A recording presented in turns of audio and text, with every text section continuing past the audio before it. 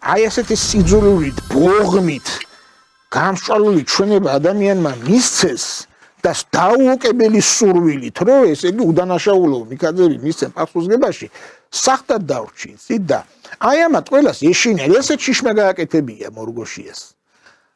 ზეწოლა შიშმა გააკეთებინა ეს ბერძენიშვილსა და ჩადმოდეს. ხო ვიღაცა თქვა ზეწოლას ახდენს და მე მინდა გითხრათ თქვენ რომ შიში ოხერი რამე არის და მორგოშიას თუ ეშინია და სხვებსაც თუ ეშინიათ, აი სახეს რო იფარავენ და გარებიან, სწორად ეშინიათ. იცით თუ ეშინიათ სწორად. იმიტომ რომ ადამიანის მიმართ ცილის წამება მით უმეტეს არ ჩადენილ დანაშაულზე, კაცის კლაზე, რომ სხვისი სისხლი სხეულზე შეაწმინდო უდანაშაულო ადამიანს, ეს არავის არ შერჩება. არ შერჩებათ არც ამ ცრუმოწმეებს და არ შერჩებათ არც იმ საქმის გამყამებლებს, რომლებიც ამას საპროცესო მიმართულებით ახორციელებენ და რომლებიც ამ ყველაფრის უკან დგანან.